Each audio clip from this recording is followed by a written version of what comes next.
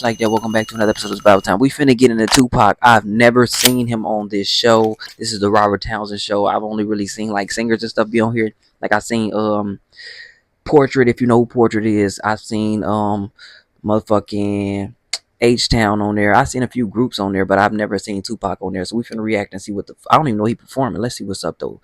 If you know anything about me, I fuck with Tupac, Michael Jackson, Prince, Rick James.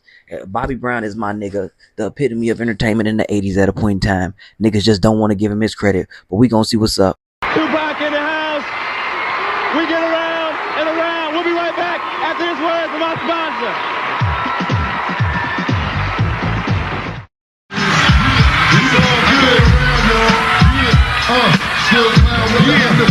Check it, we gon' ain't no party like a thug life party, cause a thug life party don't stop. When my people say it ain't no party like a thug life party, cause a thug life party don't stop.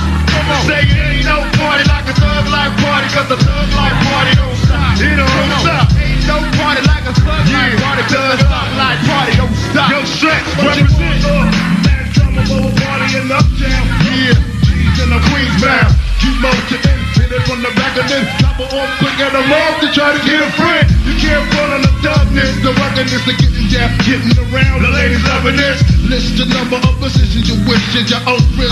Cause I flip a mill with the flick of the wrist. It's the thug of the ski, you know another term for style. On the world tour, baby, getting bucked. Wow, round and round we go, pop, round and round we go, and round and round we go. Janet, you know, kid, I'm interfere as I commence to tear up a flat butt and not till I'm out of there.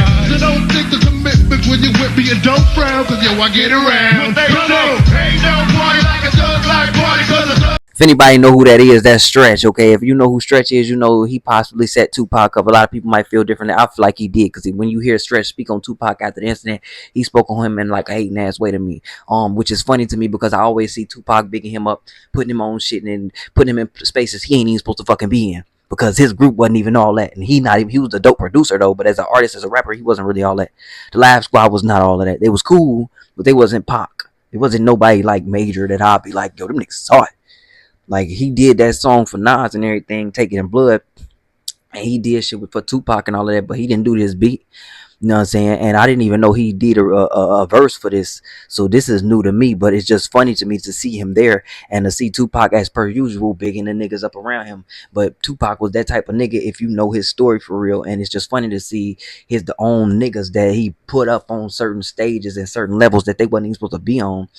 Because they was independent. He wasn't. He was on a whole actual fucking label. So to see that and see how niggas end up turning on him and shit like that kind of be mind-boggling to me, because I just can't really fuck with it. But shouts out RP to Stretch. It is what it is, because he already dead and gone, and it is what it is. Tupac dissed him and all that. Thug life party don't stop. In the top, ain't no party like a thug life party, cause a thug life party don't stop. In the top, ain't no party like a thug life party, cause a thug life party don't stop. Come on, ain't no party like a thug life party, cause a thug life party don't stop. Got my fingertips on the hips as I dip, gotta get a tight grip. Don't slip, loose lips, ain't shit, it's a trip. I love the way she licks the lips, she be talking, put a little twist in the hips, cause I'm watching. My conversations on the phone till the break of dawn. Now we all alone, why the lights on? You don't know, you just met me, you won't let me. Well, if I couldn't actually rap it, why you sweat me?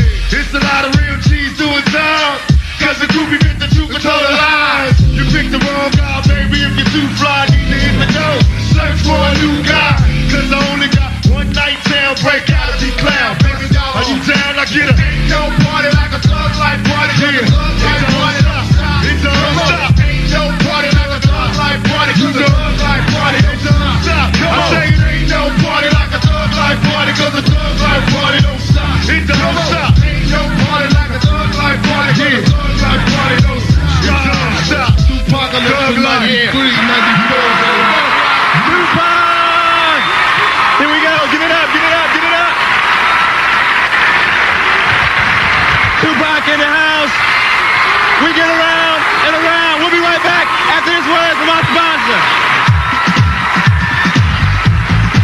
If you know anything about that song changed Tupac's career from going here to going there, because after Tupacalypse Now dropped, he really only had a moderate successful hit with Brenda's Got a Baby, but this actually catapulted him a little further. And then he was able to drop Me Against the World, and that really took him off, and he went platinum for the first time.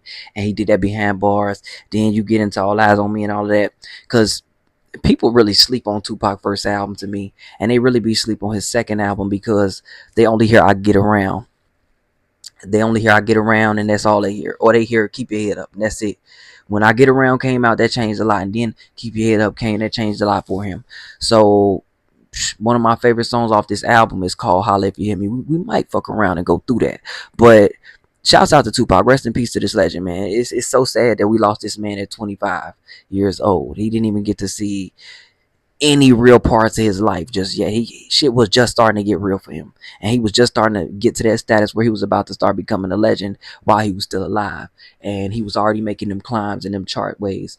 People will never give him the credibility that he deserves because they feel like he was a fake and he was this and that and the third. But one thing about Tupac was he was raw black energy at that time for the young black male, and people need to acknowledge that and understand that, because 99.99% of your favorite rappers would not have a fucking tattoo on their body if it was not for this man.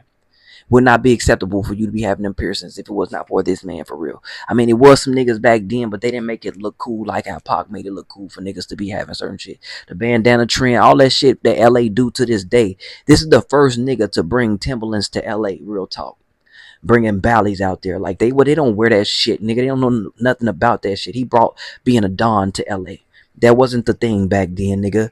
Wouldn't be no Dogfather without Tupac, because Snoop Dogg was thinking about pimps and hoes, nigga. He wasn't thinking about being no mob boss, that jackass. So I hate when niggas be talking that shit about Tupac, because Tupac is very much alive within the culture to this day. And even back then, his impact on the culture was crazy because nobody wanted to acknowledge the fact that they was taking a lot of his style and a lot of things that he was implementing within the game, or the fact that he was referencing and telling motherfuckers, you should do this, you should do that, and giving motherfuckers dope ideas to just take their characteristics to another level, bro. But shouts out to Tupac, like I said. Rest in peace to Pac and rest in peace to Stretch, because they both gone. We don't know the whole story, but like I said, I'm with Pac all the way, so I do feel like Stretch played him out.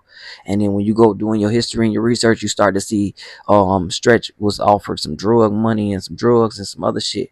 And then even coming back around and saying, niggas don't want war with niggas and all type of little clown ass shit. Like, I personally can't talk to an enemy of my friend, because at that point, what is we doing?